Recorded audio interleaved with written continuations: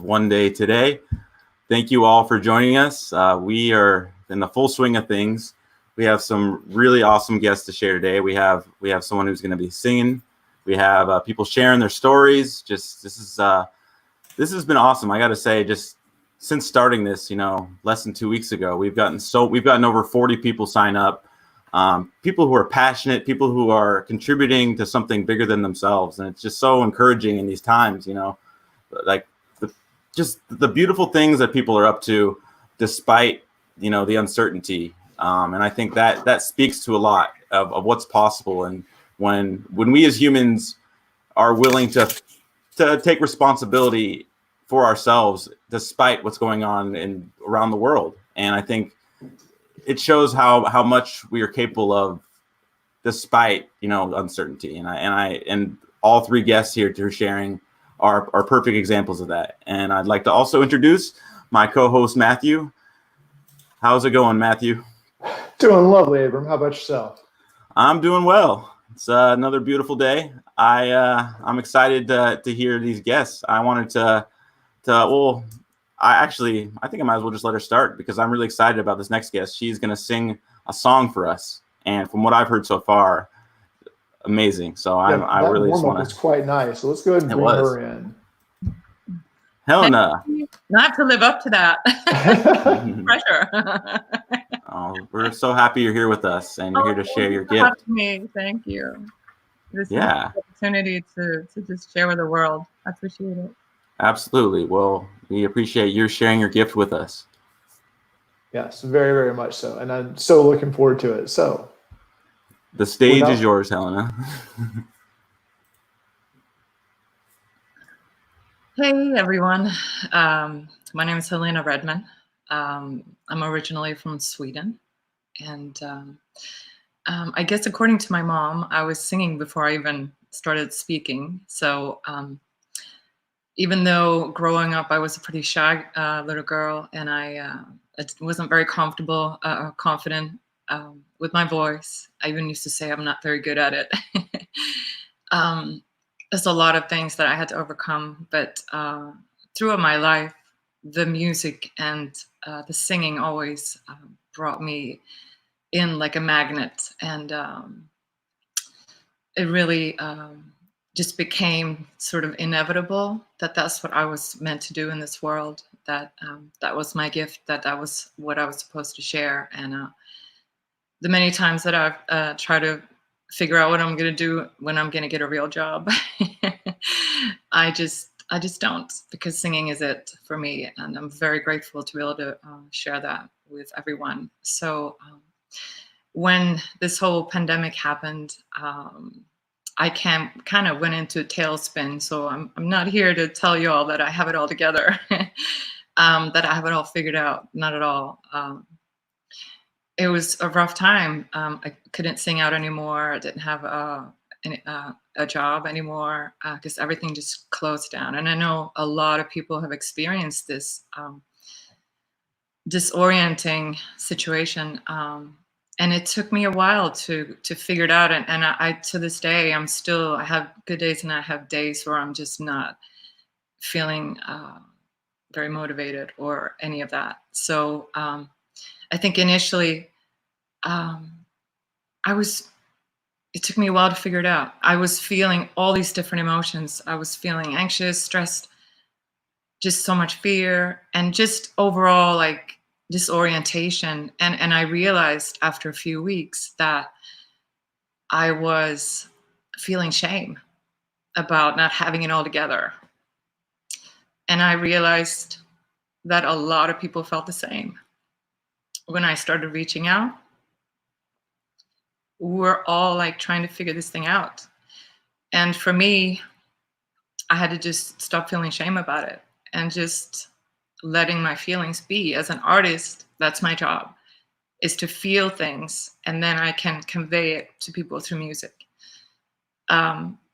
So we tend to be a little sensitive, which is our job, I think, to have feelings and ride the ups and downs and then convey it to our audience and allow them to feel their feelings in a safe space.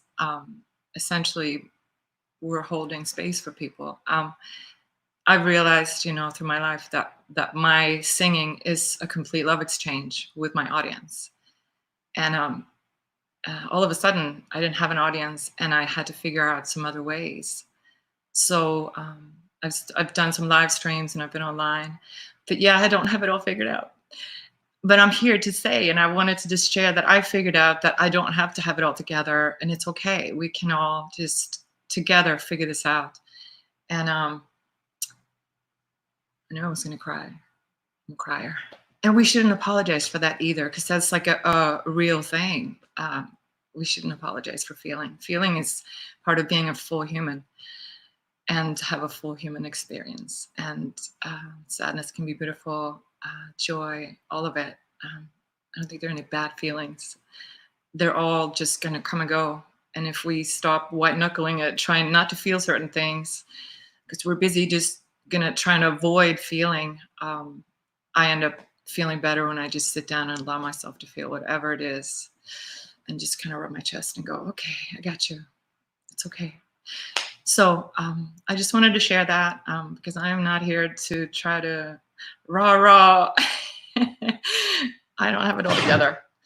I'm going to sing something for you. This is one of my favorite songs in the whole world. And the message right now is just really perfect. Because even though we're experiencing this crazy time with all its different flavors and stressors, there's always so much to be grateful about. And I try to remember that every day. That really helps me cope with all of this. That and some loved ones and friends. So I hope you like it. Let me sing this.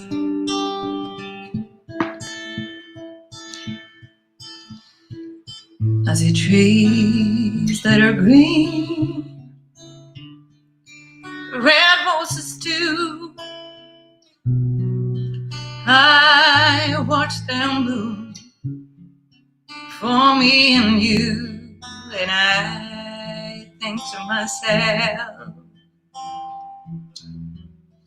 oh, what a wonderful world.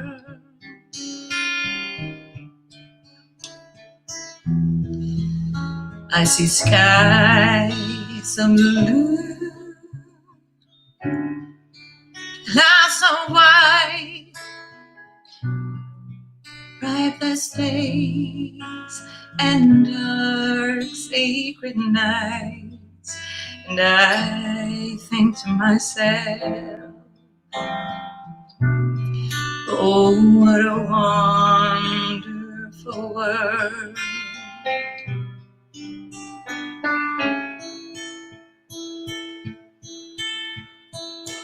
Colors of the rainbow, oh, so pretty in the sky, are also of the faces of the people passing by. I see friends shaking hands, saying, how do you do? They really say, and I love you. I hear babies cry, and I watch them grow. They learn much more than I'll ever know. And I think to myself, oh, what a wonderful world.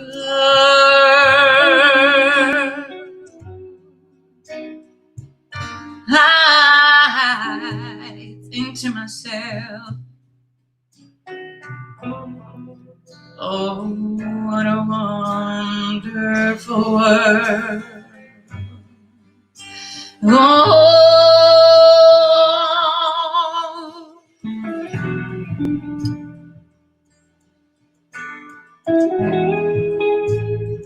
a magic guitar solo for you.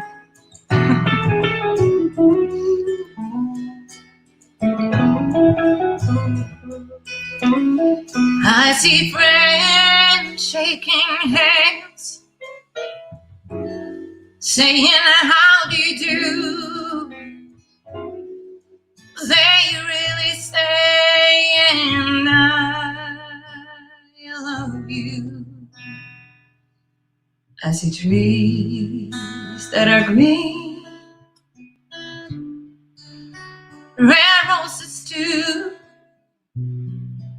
I watch them bloom for me and you, and I think to myself, oh, what a wonderful world.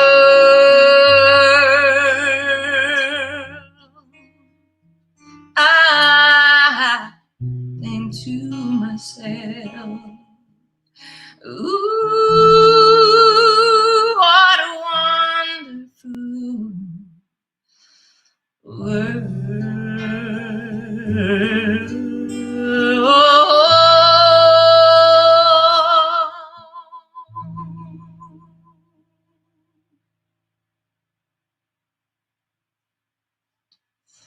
So there. So I'm over here. I don't need a microphone anymore. Trying to figure this out, trying to feel grateful. But last night, I didn't sleep at all because I got stuck watching an Australian series that my mom turned me on to. And it's nice to just kind of tune out sometimes. And just every day, try to wake up, try to do something. I have like a list of things that I know make me feel better.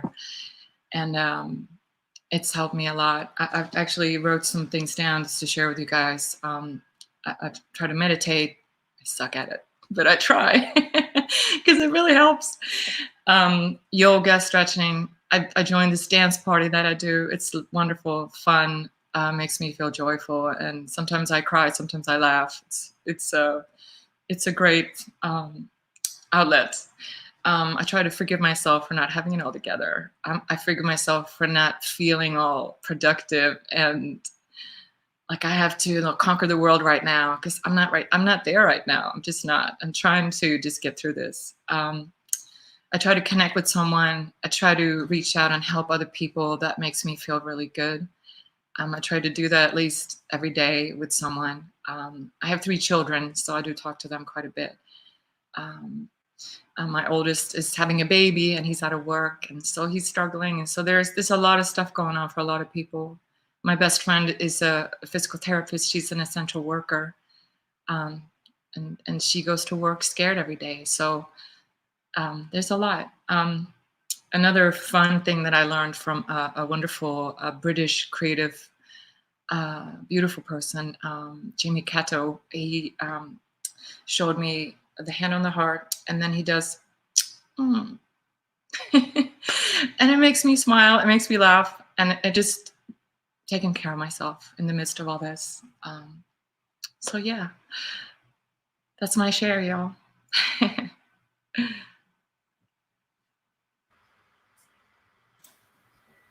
Thank you so much, Helena, for sharing that beautiful song and your story. It's so amazingly beautiful, your voice, and a beautiful song. And I love how you said your music is a love exchange, because that is such a great, beautiful way to put it. Because it's like you are.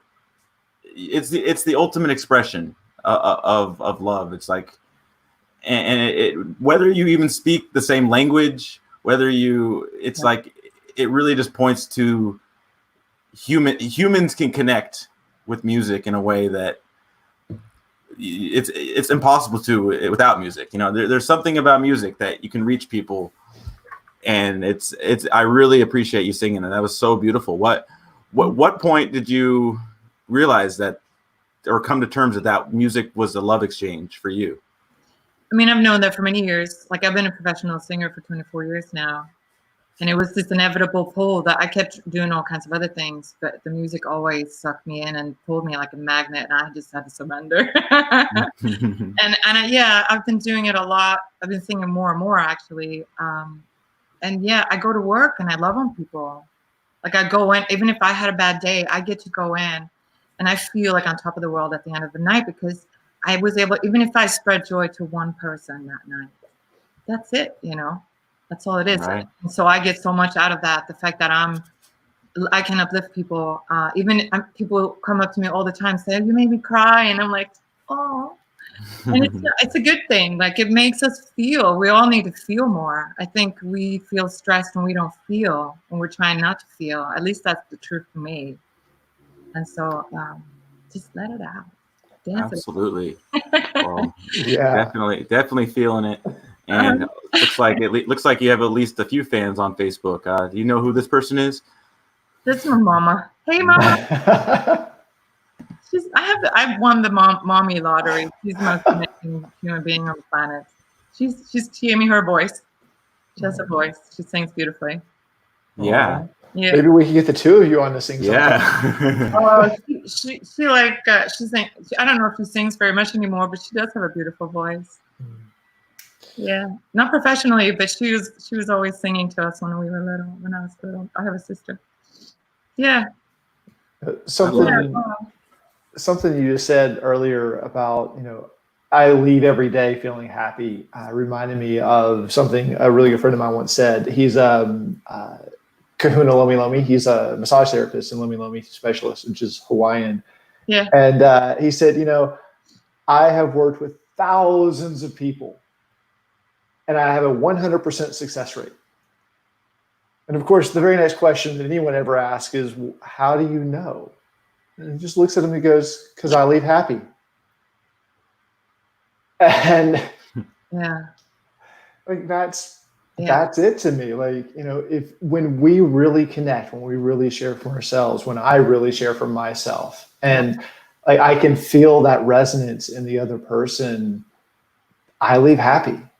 And that's how I know that there was that moment of impact and that moment of change, and that moment of transformation. Yeah. It's just one of those things that, and I tell my kids, do what you love, and figure out a way to make a living with that, because this life is precious, and every time I think of getting a real job, I just can't think of anything else. So it's like, I'm already doing what I love. Like, you can't fix that, Oh, So I feel very blessed to be able to. I feel blessed that people want to hear me sing. First of all, I feel blessed that people come and listen. I have all these wonderful people that come and that follow me, and I'm just so grateful. Yeah. Now I just need to do something. So no, I'm not here to sell anything, folks. At least not yet. Right. People also ask me all the time. I need to get my act together and get something recorded for sure. Yeah, I have a lot of time, but it's not mine, so it's all covers. Yeah. You have such a warm, generous spirit, and I really appreciate your sharing your gift, and it has such a powerful effect. And I mean, the song you chose, but just your voice and your gift is so appreciated, and I'm so happy you shared with us. Thanks for having me. I appreciate this opportunity to reach out. This is great. Absolutely. Will you come back and sing for us some more? Yeah, I would love to. It gets me off the couch. I'm on the couch right now. Binging. Get you on the couch. But... Australian TV series. Thanks, Mom. Yeah. But Matthew, I just want to reiterate, I'm not joyful all the time, but it just feeling is so important, and not resisting, white knuckling that, or trying not to feel, is what's been the recipe for me in this crisis. Because some days I'm feeling rough, you wake up and you can't sleep, and there's all these worries and unemployment thing or whatever it is, you just got to do your best. That's all you can do, and be gentle with yourself, or with myself. Yeah, it took it all figured out. it took me a long time to get to a point to accept that. And even now, like there's still moments like you say, the white knuckling, like I catch myself just holding on. Or you stay busy, you're like, okay, I'm doing the dishes and the laundry and all the things down and just feel sad for a minute, and then you can move on, and then you'll feel exactly. And like that was a beautiful lesson. Like the more fully that I can feel an emotion, the faster it passes.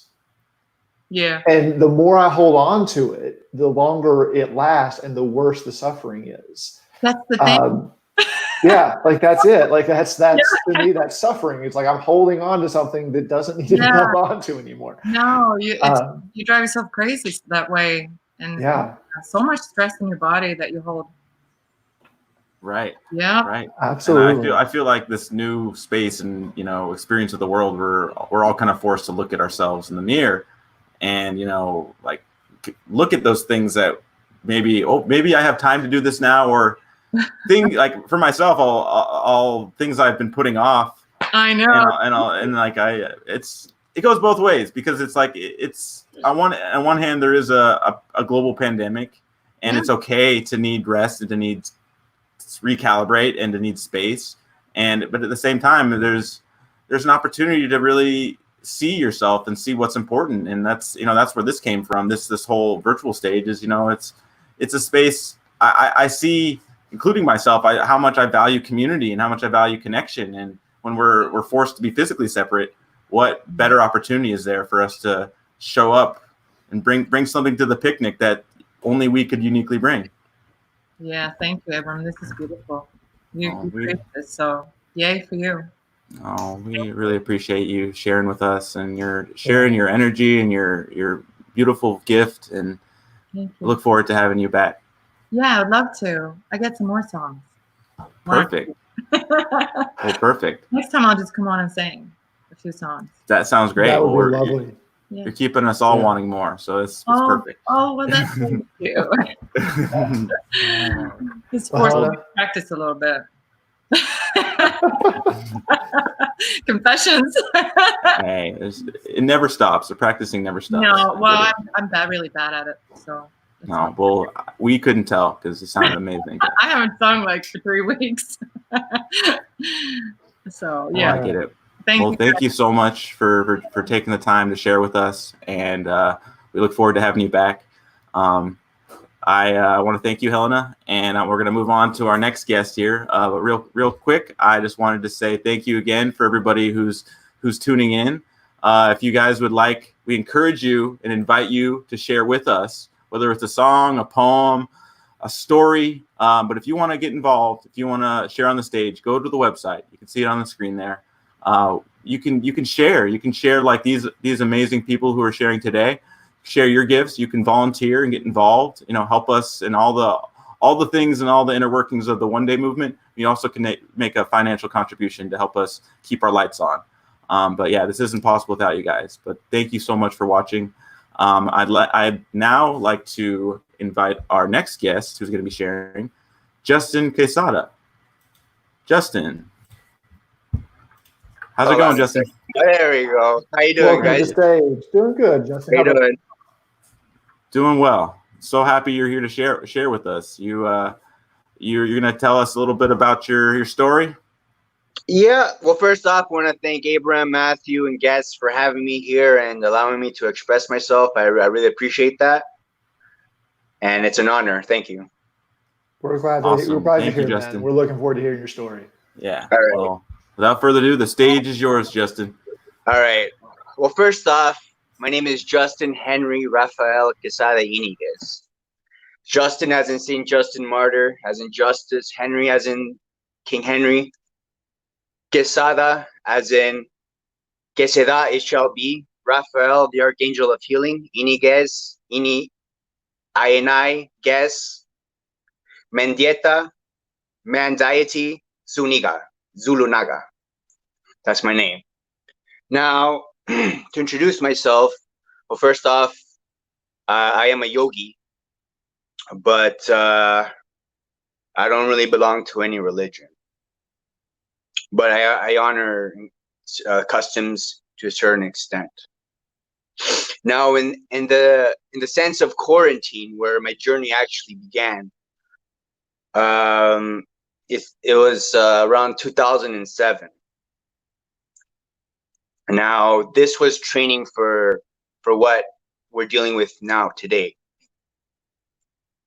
I dealt with a lot of street violence, weapons, biting, bottles, crowbars, fist fights, outnumbered 50-1, 50-2. I haven't lived an easy life. And during that time in 2007, I was dealing with office politics, mind warfare, mind manipulations, being,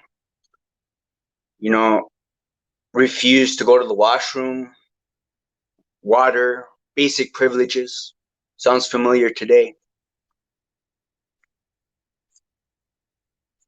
Now, my quarantine was kind of like these service workers. You go out, do your thing, and you come back home, and it lasted for 3 years.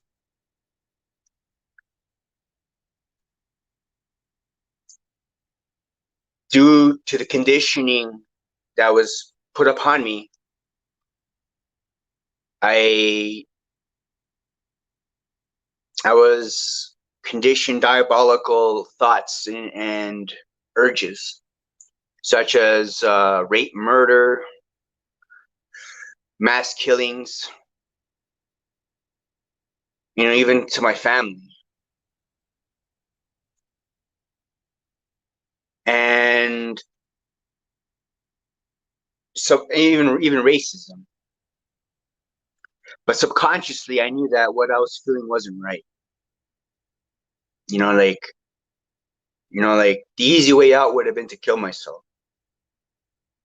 But I was like, first off, I can't do that to my family. As much as I'm suffering here, I can't do that to my family. So I would go to work, do my 9 to 5, come home, go straight up into my room and quarantine myself. And dealing with the demons. Now, they just wanted me to off myself, go downstairs and kill them, to my family. But I stayed. I'm like, I can't. I gotta stay here. I can't cross the line. I gotta stay in my room. Deal with that shit deal with that till the next morning, till I gotta go to work again. For 3 years.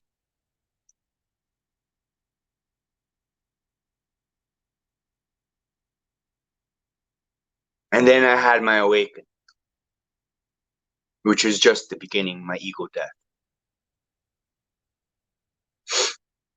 Now, from 2009 to present, for 6 years, I was living the hip hop culture.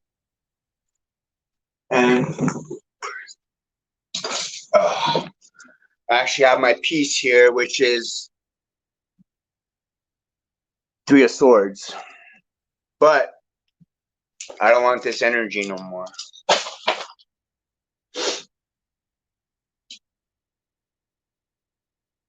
And,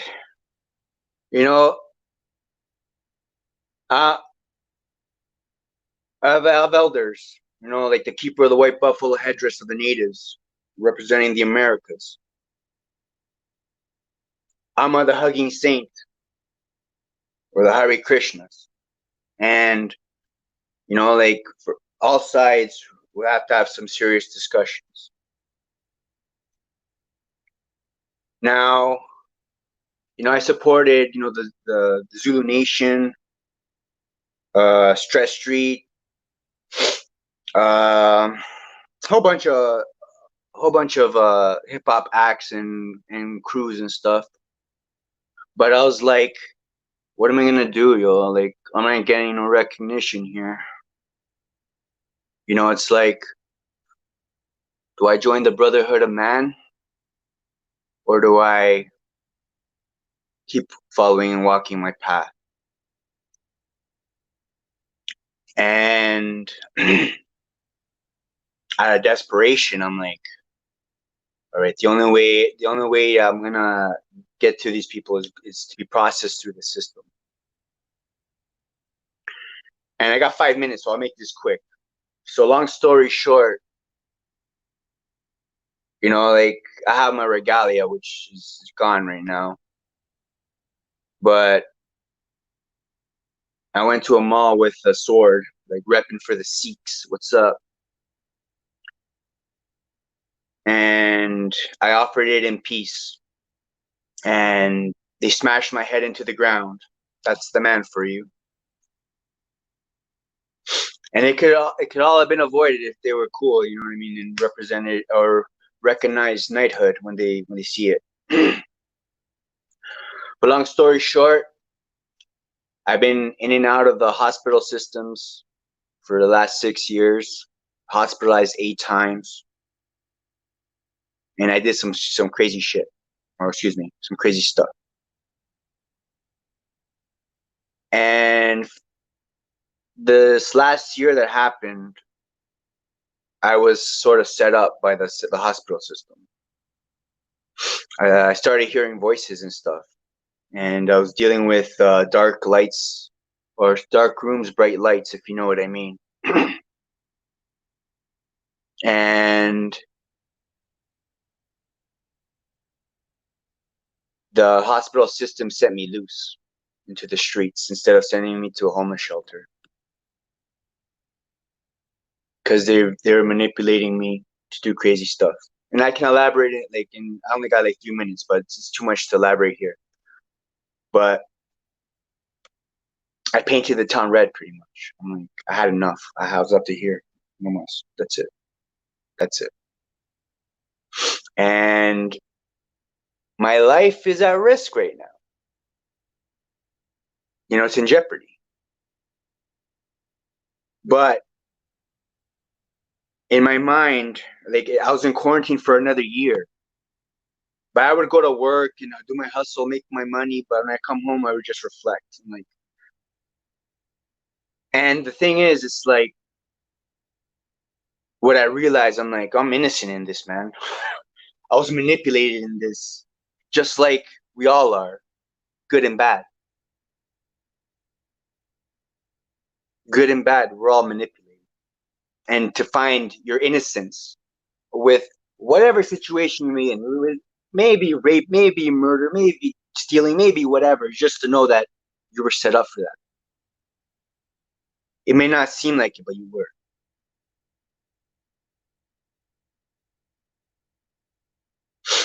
And this Christmas, I went with my family. I didn't feel like going because I don't support Christmas. But I went anyways.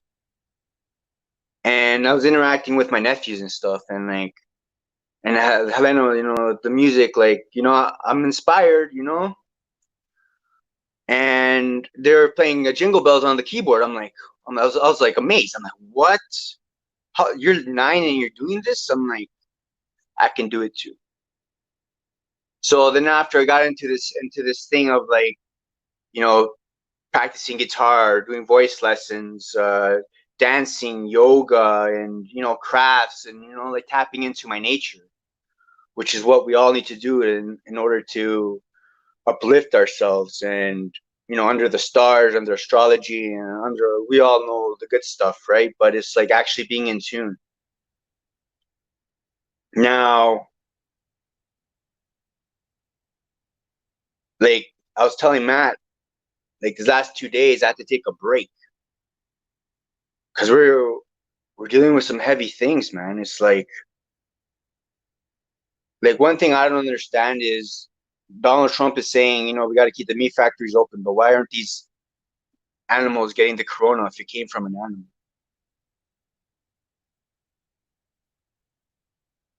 Makes you think, no? Mandatory vaccinations. Bill Gates. Like, shout out to Bill Gates. I hear you on the depopulation. I hear you. But there's a better way.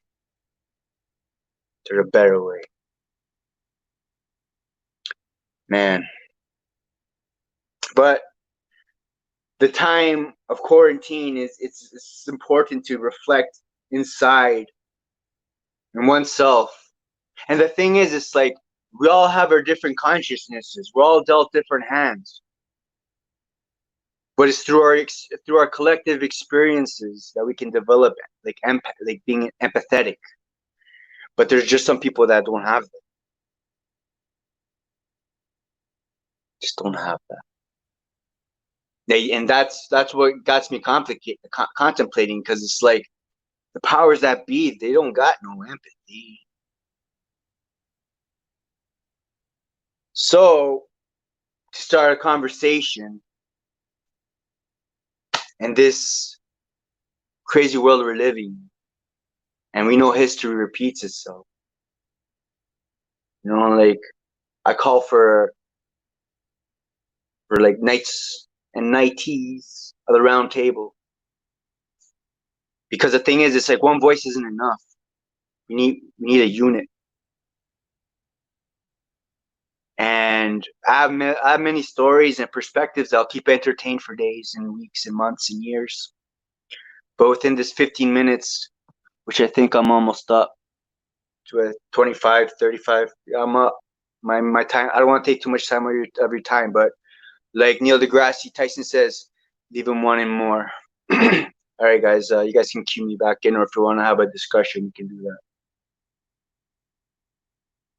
And thank you, Justin. First, I'd just like to say thank you just for being willing to share yourself like that. And there's not many people that are willing to talk about the darker side of themselves. And not that I've met anyone. Let's put it that way. Mm-hmm. But really, thank you for just being open about that and not making it a thing that's shameful or something to be hidden or scared of. Just thank you for sharing it. Yeah, my pleasure, man. My pleasure. Seriously. The more we share, the more we grow, you know? Yeah, absolutely. And the more we connect, the more we grow. And this, to me, is how we connect, by being raw, by sharing those deeper sides of ourselves. And there's something you said towards the end. The powers that be don't have any empathy.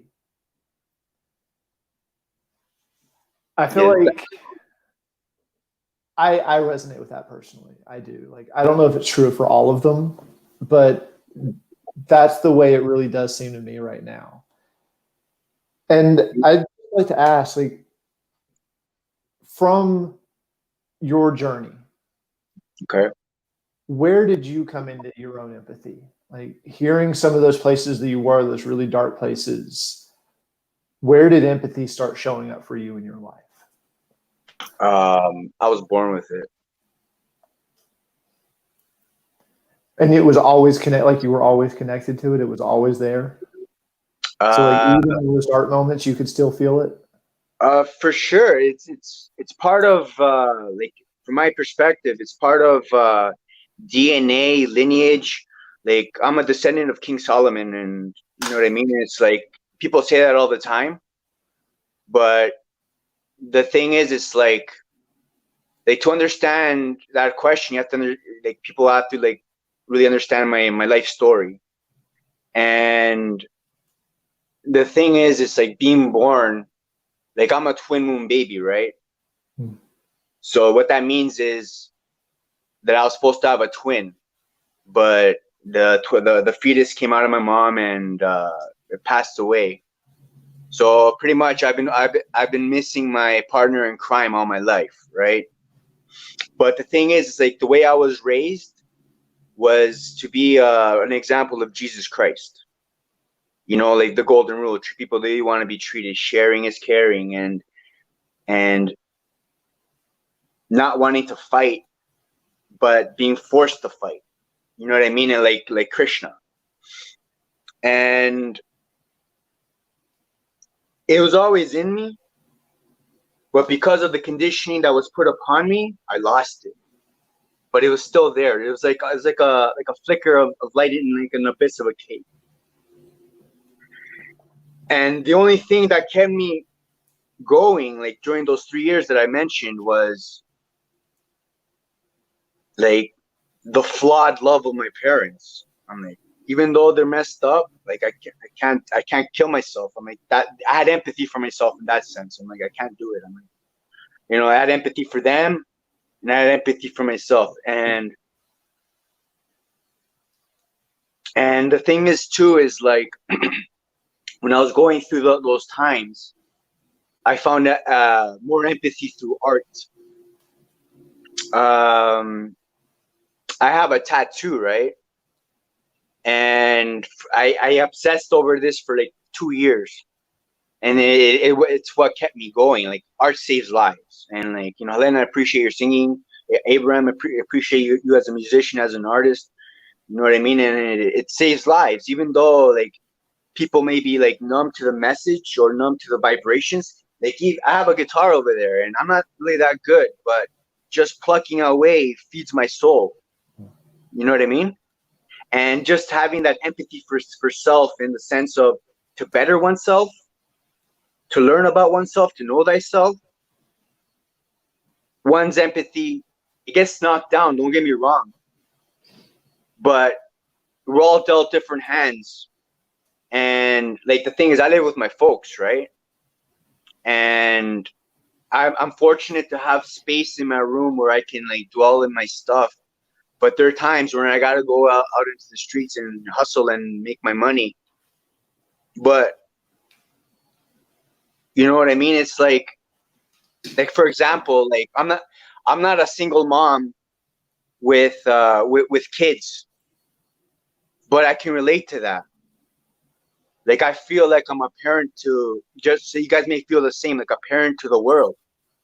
You know what I mean? Like wanting to lead people to the light, taking care of them, being of service, putting others before yourself. But sometimes giving too much isn't good either. My grandmother did that and she died of cancer. So it's like I learned from her lesson. Sometimes you gotta chill and literally have empathy for yourself and say, I gotta relax. And that's where it comes back to our own personal journeys, it seems like, right? Like, yeah, just learning. Like, I feel like I've learned so much from everyone around me, my parents especially. And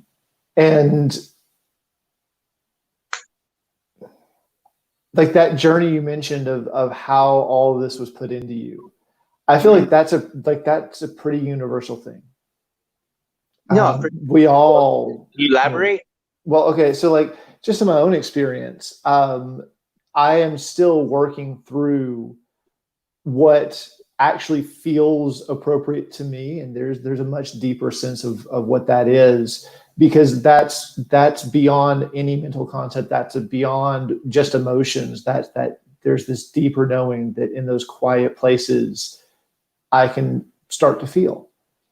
Mm-hmm. And so there's this context that I was born into. There was this story that was already being told by my parents and their parents and their parents' parents and so on and so forth. And I was born into that. For sure. And I was taught that growing up, not necessarily explicitly, not necessarily this is how the world is, but that's how it played out.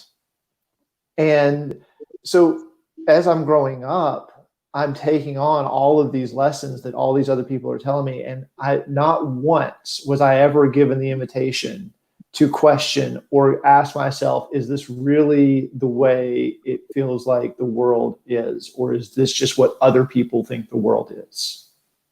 No, I agree. I agree. And to like piggyback on what you're saying, it's like the thing, like when I was in my darkness for those 3 years, like I developed a hate for my parents.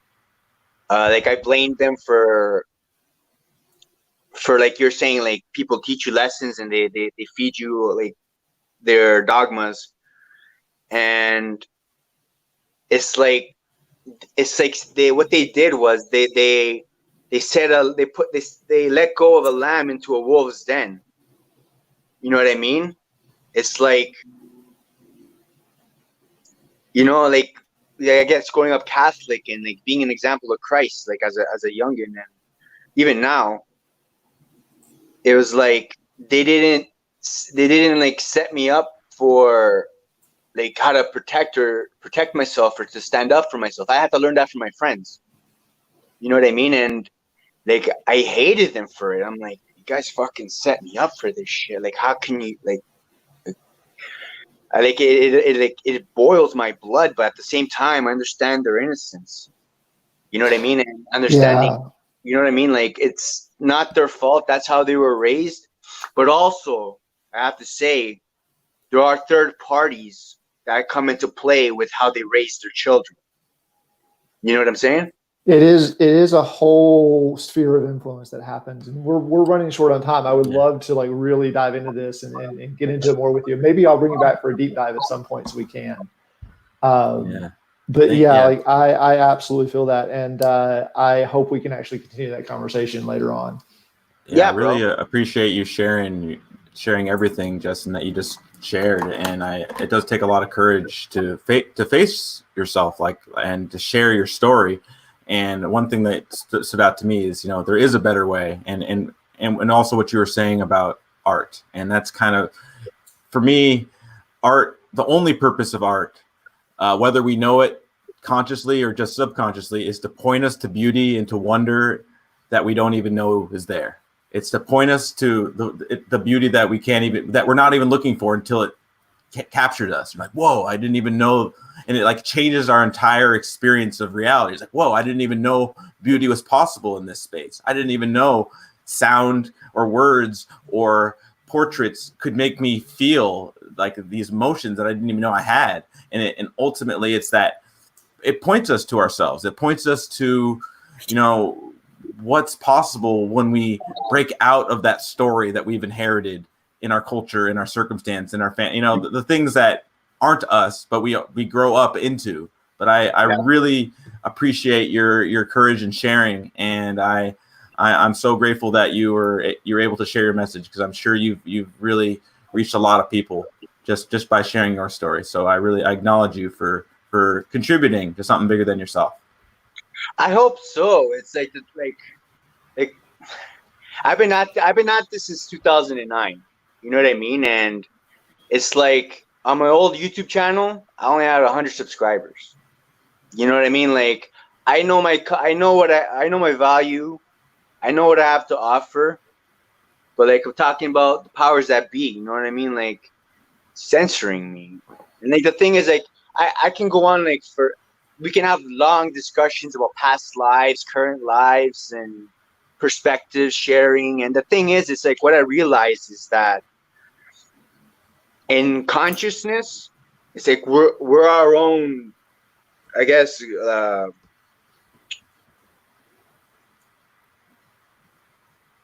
own gods. Yeah, but it's like we have our own reality tunnels of what our own consciousness is. Like, you know what I mean? It's like everyone's dealt a different hand. Everyone's dealt, you know what I mean, has different perspectives, different upbringings. And the thing is, it's like if the goal from my perspective is to fuse our consciousnesses into one, and like actually like having a mega like explosion into like boom. You know what I mean? Like to like bring a better day. Like that's what I feel. That's what I feel Exactly. our purpose is like here. Yeah, I really appreciate you sharing, Justin. We got to go to Willita, our next guest. So I really appreciate it. But just to what you were saying about the powers that be, you know, we're in a new era, and we, and you and I, are the new powers that be. And you know, there are powers that be, but we showing up as ourselves are greater than any other external power over us. Our own, knowing our own power, there's nothing that the world can take away when we show up to ourselves. You know. Yeah. So I appreciate you it's sharing. different. It's hard, man. It's hard, bro. Mm-hmm. I feel you, man. But just remember, like one thing that really helps me, everything that exists today was imagined by someone else in the past. We can always imagine something different. It just takes persistence and collective will. And we're getting there. I really do feel that we're getting there. So thank you so much. Abram, you got a few things to share for us before we go on to Willita? Yeah. Thank you again, Justin, for sharing. And thank you all again for tuning in with us. And just, allowing this space for us to share, for us to contribute to each other. You know, and I want to share our mission of what the One Day Movement is about. One Day Movement, bringing you and I and communities together in joyous celebration, unifying humanity in our diversity to create a better world for us all. And that's why we're here. We're trying to make it, and this is the golden rule. I'm trying to build a space for all of us to show up to ourselves. And when we are able to contribute to each other, when we're all better off, we're all better off. And, you know, when we all can realize the power we have as individuals, that when our neighbor is healthy, so are we. When our neighbor is safe, so are we. And there's every action, every smile, handshake, fist, or smirk we extend, every word we make, kept or broken, ripples across the whole universe and changes the course of everything. We have such power in everything we do, and from the space of who we're being. And I want to acknowledge our guest for sharing. I want to now introduce our next guest, Willita Lewis. We heard from her brother yesterday. Hey, Willita. Hey. Hi. Welcome to the stage. Yeah, thank you so much for contributing to us and for being on the stage here. Really appreciate it. Thank you for inviting me, guys. And thank you for your patience. I know we're running a little bit long today, but we're getting to you, and we want to give you some time to actually talk afterwards too. So thank you very much. Willita, go ahead, take the stage. Okay, so I'm sitting here thinking, I'm like, oh my gosh, like I don't know what to say now. It's been so much good information being shared. So I'm a mindset and personal finance coach. And so I don't really want to talk to you about what I do in business. I want to kind of give you a little glimpse of the journey I've taken in order to get to where I am today. So go back to the beginning. I grew up in Gary, Indiana, and Gary's known for a few things. One was murder capital of the world. The other was the hometown of Michael Jackson, the Jackson 5. I would like to be associated with the latter, but most people associate Gary with the former. So being in Gary, growing up, of course, there was a lot of obstacles that happened with gangs and drugs and just a lot of poverty that surrounded us in Gary. And for some reason, my mindset couldn't keep me in Gary. I grew up in Gary, but my mindset was always in a different place. And it showed in how I presented myself, because growing up, I would get awards such as most likely to succeed and citizenship award and most talented. I would get all these different awards, but I didn't truly accept that at that moment. I felt like everybody should be able to get that, the leadership award. But, you know, I guess people saw in me something that I didn't see in myself. So I went on this whole journey of trying to understand, like, how did Gary get to where it was? And I was told that Gary back in the 70s was booming. There was a lot of businesses. The United States Steel Mill is located in Gary. So that was like the big movement for industry. So it brought in a lot of income, like Ford Motor Company did for Detroit. And, you know, every area has their economic power. And ours was the United States Steel Mill. Well, when they outsourced the steel mill after World War II, and then they started to integrate people, the economy started to go down and dwindle. And I didn't understand that at first. But I always said, I want to be able to come up with a solution to fix this problem. Like, I want to be able to help Gary to get back on his feet. But I didn't understand that economics was more than just the steel mill. Economics actually started with each and every one of us. So I was given a dream. I think it was back in 2008 or 2010, or maybe even before that. I don't remember the exact time frame, but I just remember I had this dream and I wrote it down, and it was basically giving me a blueprint of how I was supposed to restructure an economy. And so I kind of dismissed the idea because, you know, like I said, growing up around poverty and violence, you kind of just lose creativity to even think that the possibility can even happen. And I was, you know, like putting that to the back burner. I just said, you know, that's not going to happen. I don't know any people who could actually walk me through the steps to make this happen. Well, my grandfather on my mom's side, when I used to visit him in South Carolina, he used to tell me all the time that his father was the richest black man in Union, South Carolina.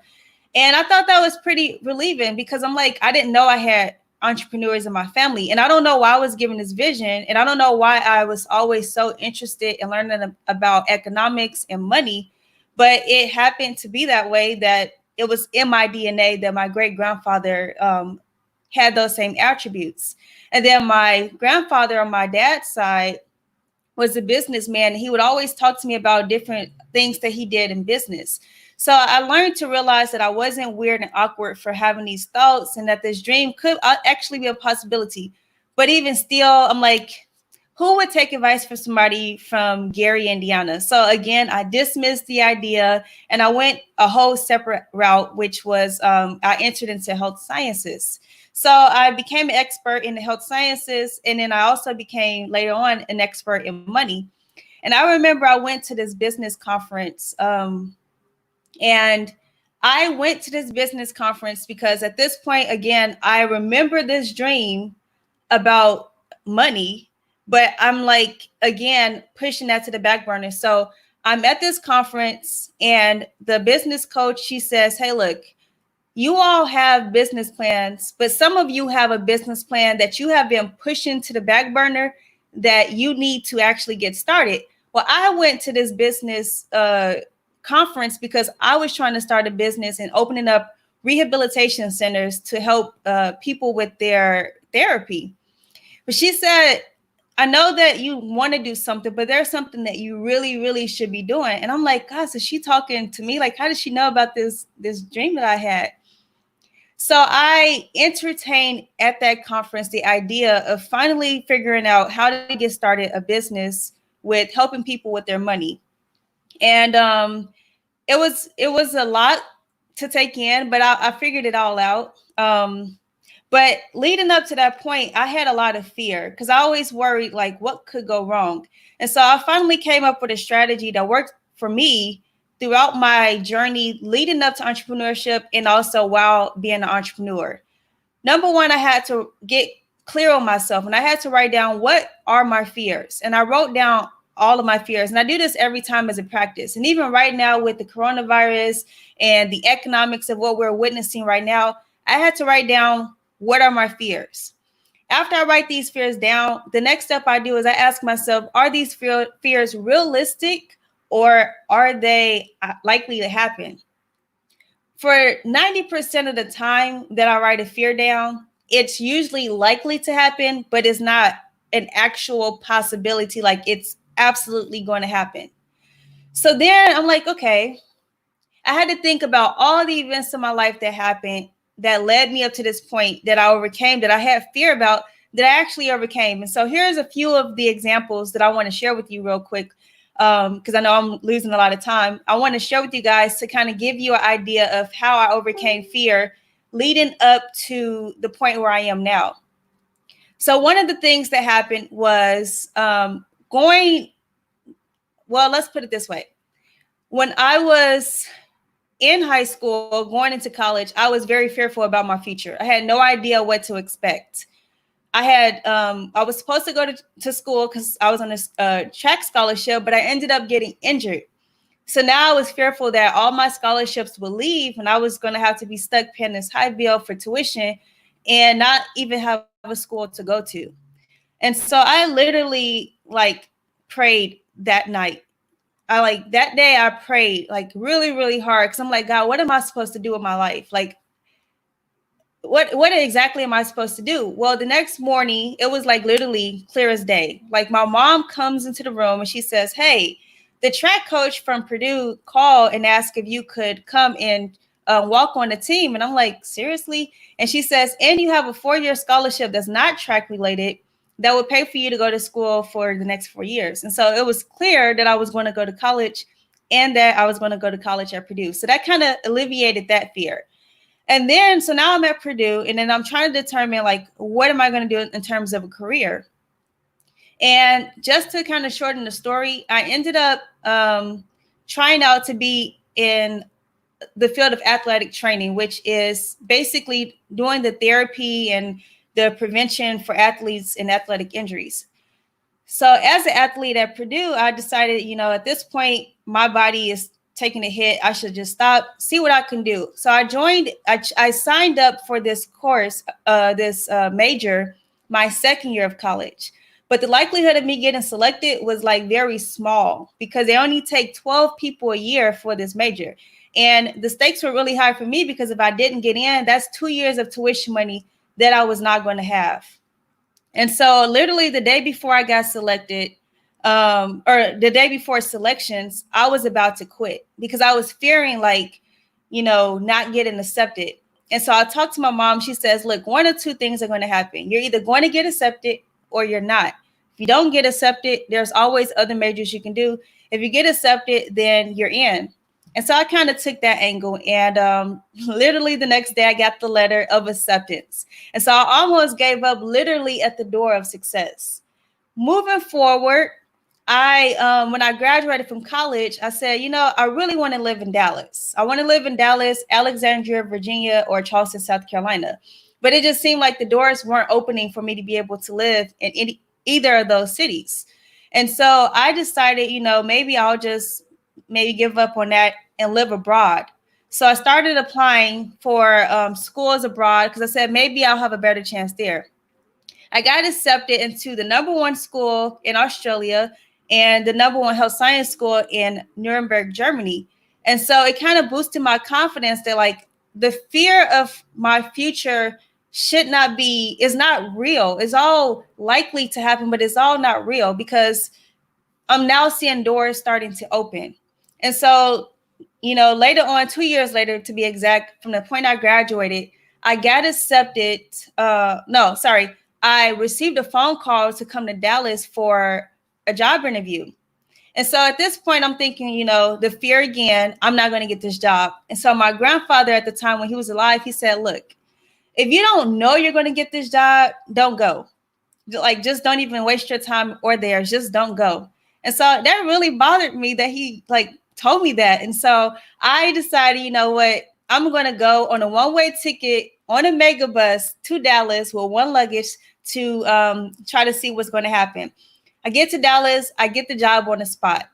1 week later, I called a person who I met at a conference earlier that summer to let him know I had arrived. I had now 2 jobs. Moving forward, I said, I want to go to grad school and I don't want to have to pay out of pocket. And so, I don't want to have to take out student loan debt. So if I do decide to go, it needs to be where I'm flexible to work and go to school. So I get a hit on LinkedIn from a professor who told me about a program that was starting at the school. I get accepted. I pay off all of my student loans within the time frame that I was in school for 2 years. And then I'm also building this business. And so I guess the whole point of me talking to you guys today is to just show you fear is not always real. You have to put things into perspective. Ask yourself, if I don't take this opportunity, if I don't give it a shot, what are the consequences? And if you put your all in it and you succeed, what are the rewards? But one thing I don't want to do ever is to live with the possibility of what if. So for all of you all who may be watching who are borderline, trying to figure out what you're going to do with your life, even right now with all the stuff that's going on, you need to take whatever opportunities you can, put all your efforts into it. Whether you fail or whether you succeed, there's always lessons to be learned. That is how I believe that, the best way to grow happens is if you can take whatever opportunities have happened or whatever failures and look to see what you can learn from that. And so I'm all over the place, I feel like, but I was just really trying to figure out what I could talk to you guys about that really resonates with me. And what resonates with me most, especially being an entrepreneur, entrepreneur means a person that take risk, is learning to overcome fear. And so no matter what it is out there that you want to do, whether you want to sing, write a book, or whether you want to be an entrepreneur and help shape and change the world, just know that fear, you need to put it into its place. Control what you can and let go of what you can't. And that's all I have for you guys. Thank you so much for sharing, Willita, your whole story and what you're saying about fear, like it really resonates with me. You know, fear.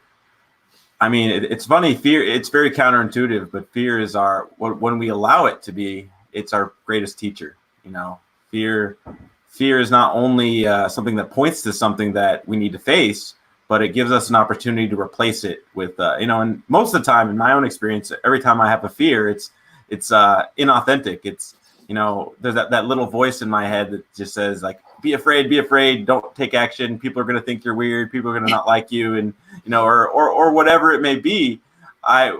When I make decisions from that fear paradigm, when I make decisions out of fear, out of survival, out of trying to just like the world is very small, and you're very limited with what you can really do.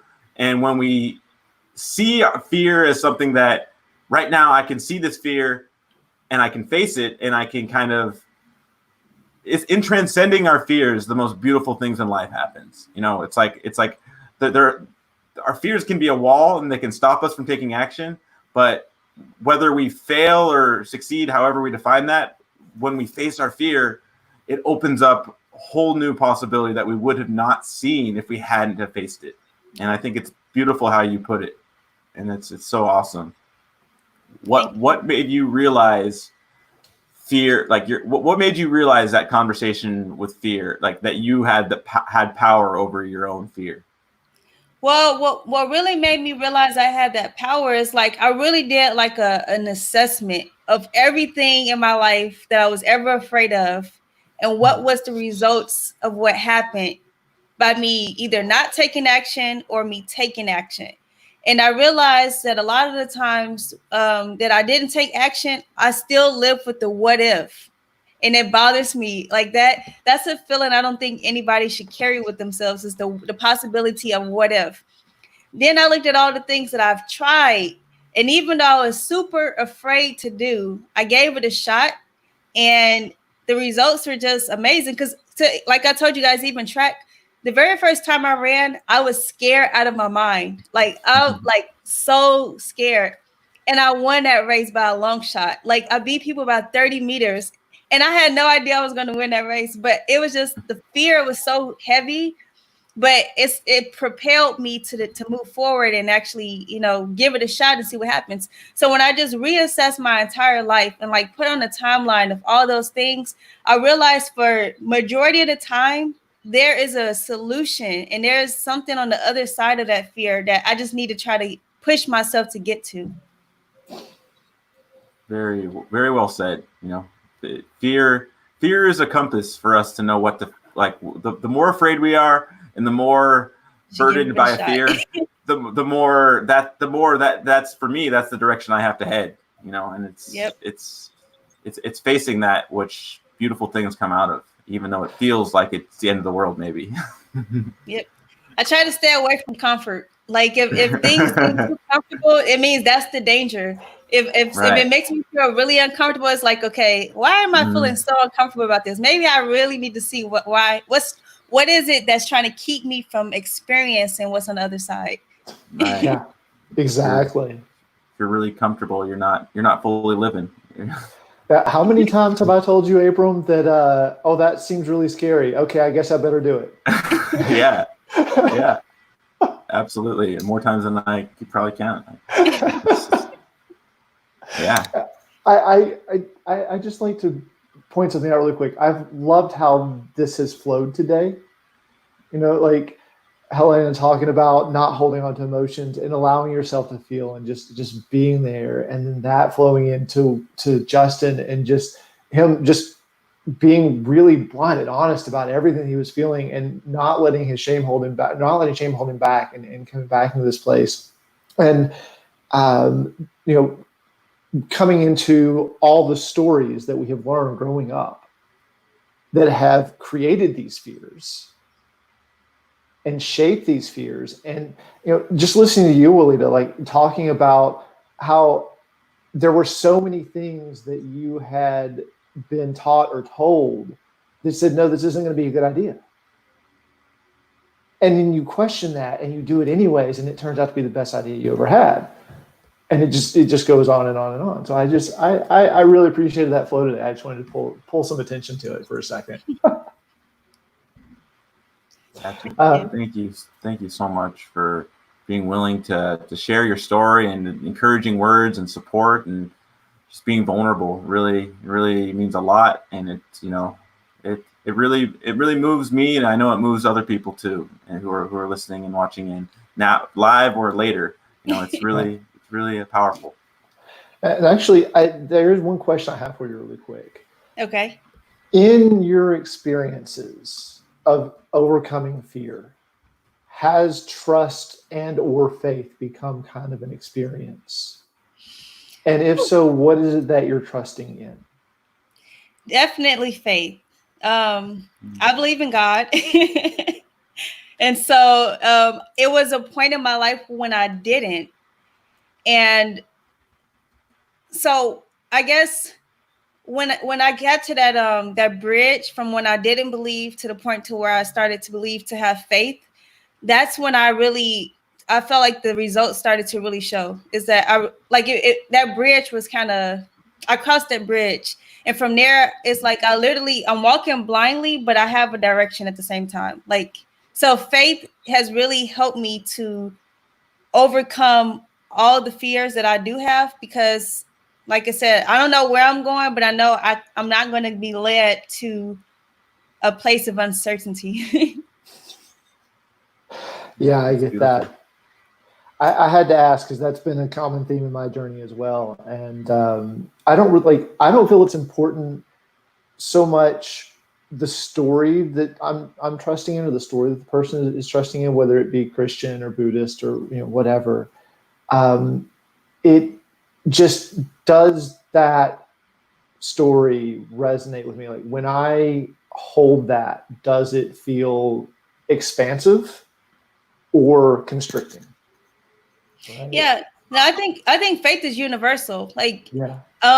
Especially like when you read the stories of a lot of people from who've created a lot of wealth, most of them they probably don't believe in the same God I believe in, but they believe in something. But they all say they have faith, meaning they thought about something and they believed that it was going to happen. That's really all faith is the belief that something can happen. And so I believe faith is crucial to overcome fear. At least from my experience, it's been very crucial to overcome fear. Oh, and that's an experience I have shared. So I'm with you 100% on that one. Very, very beautifully said. Our faith and fortitude, who we say we are, and what we, as we create ourselves as possibilities with what we say we do with our word, we can, with our having faith and fortitude, that's how we create beauty. That's how we point people to ourselves. It's how we point ourselves to ourselves. When we get caught up in those fears, caught up in the monkey mind or ego or the flesh or the shadow or the ego or the id or whatever cultural context you use to describe the words that all spiritualities or all secular organizations, everyone has a word to point to those same fears, to point to those same tendencies and experiences in ourselves. But we can choose to have faith, to stand in our own power of our own responsibility to choose this moment and to create a beautiful world and a beautiful new era despite all the craziness happening. And I acknowledge you for standing with us and contributing to us all, Willita. Thank you. Thank you so much for sharing. Thank you.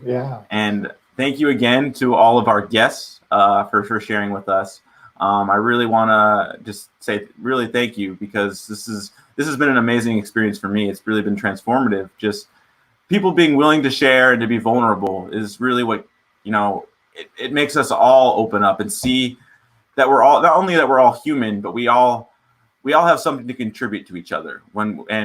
Nobody wants to suffer. No one wants to be sick. No one wants their friends to be sick. No one wants their family to be sick.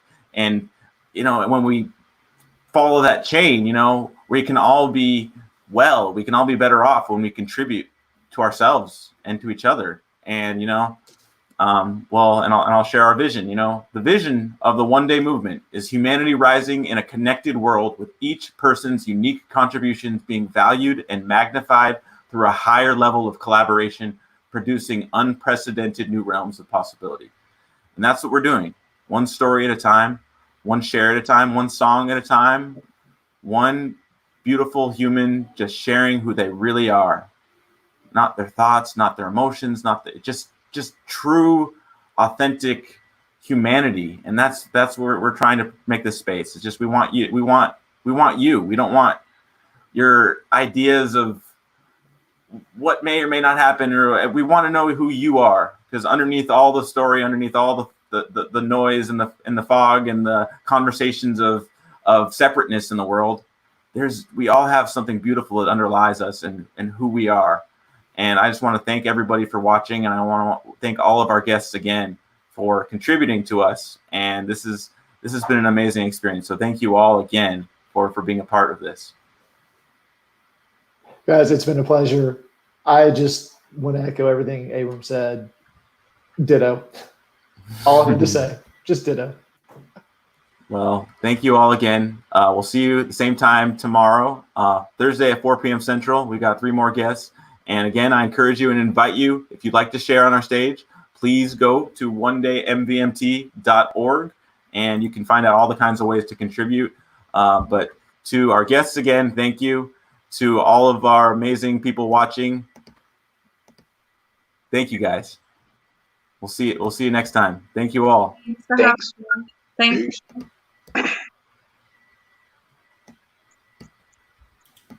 All right.